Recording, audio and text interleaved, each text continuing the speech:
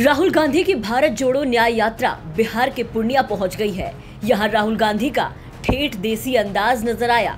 सिर पर गमछा बांधे राहुल गांधी ने खटिए पर बैठकर किसानों की बात सुनी और उनकी सभी समस्याओं के लिए मोदी सरकार को जिम्मेदार ठहराया।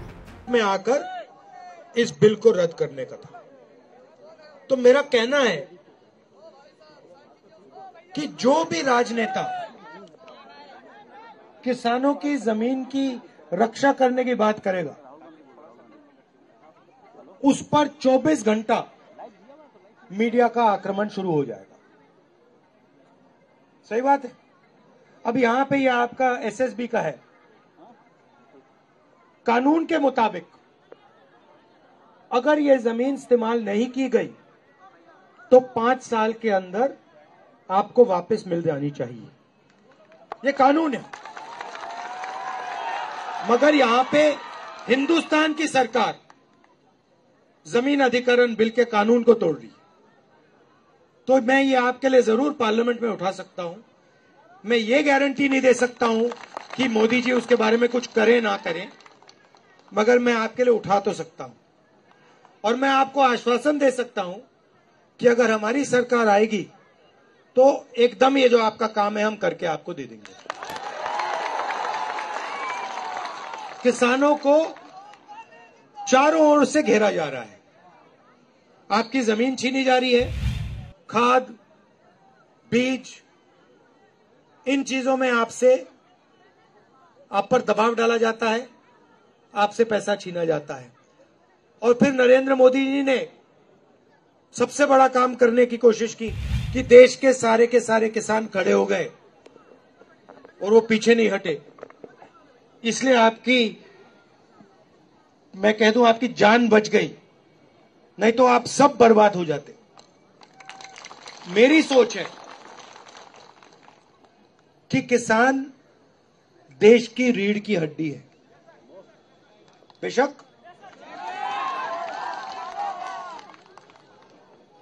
और अजीब सी बात है, मगर अरबपतियों के 14 लाख करोड़ रुपए कर्जा माफ हो सकता है।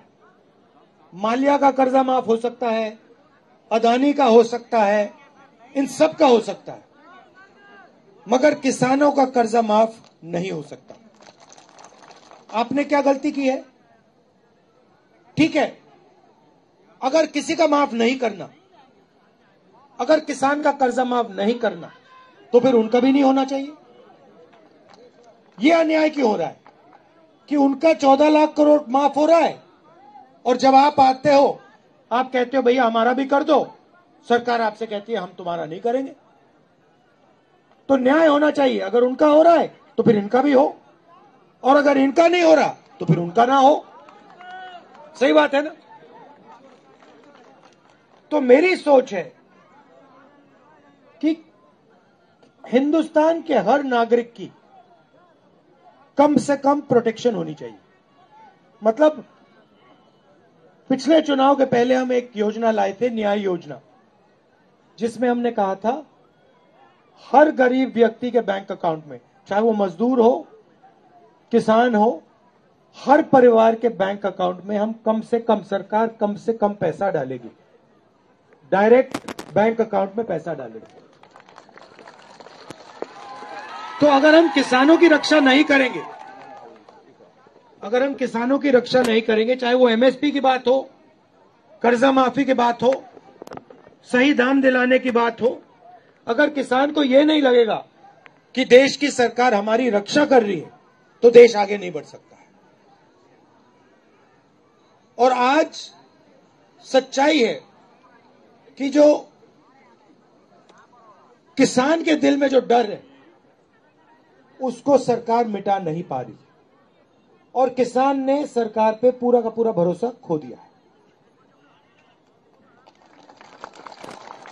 मगर मैं आपको यहां ये कहने आया हूं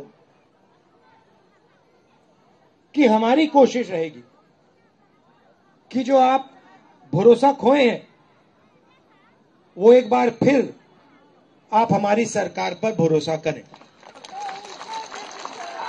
और हमने, देखिए, मैं खोखले शब्द नहीं बोल रहा हूं, मैं खोखले शब्द नहीं बोल रहा हूं। 72,000 करोड़ रुपए किसान का हमने कर्जा माफ किया था, याद रखिए आप। सही, जमीन अधिग्रहण बिल हम लाए थे।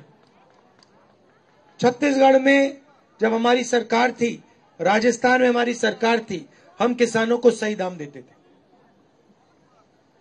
तो हमने काम करके दिखाया है और आने वाले समय में भी हम काम करके दिखाएंगे।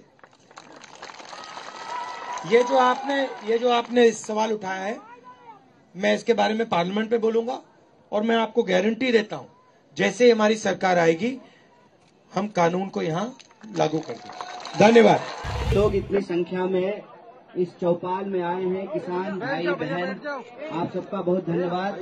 और जैसा कि हमारे नेता राहुल जी ने कहा है कि जो आपने मुद्दा उठाया है एमएसपी का, आपका जो भूमि अधिग्रहण हुआ है और उसका कोई इस्तेमाल नहीं हो रहा है उसका, और जो माता जी ने मुद्दा उठाया है कि जब बाढ़ आती है तो हम लोग सब बाढ़ पीड़ित हो जाते हैं, हमारे घर में पानी आ जाता है, आंधी की वजह से हमारा फसल गिर जाता है और कोई मुआवजा नहीं होता है। तीनों मुद्दे पे राहुल जी ने आपको आश्वासन दिया है कि हम इस मुद्दे को उठाएंगे, इसको पूरा करेंगे। कांग्रेस पार्टी अधिग्रहण का कानून लेकर के आई, एमएसपी का कानून लेकर के आई और बाढ़ पीड़ितों को मुआवजा देने का कानून लेकर के आई है।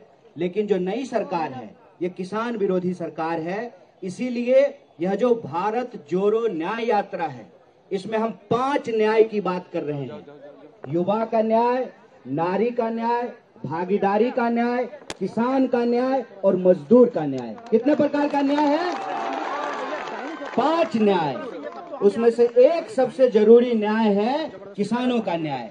और राहुल जी ने बोला है, याद रखिएगा, राहुल गांधी जो बोलते हैं दुनिया इधर से उधर हो जाए वो करके रहते हैं। तो आप सबको एक बार फिर से बहुत बहुत धन्यवाद।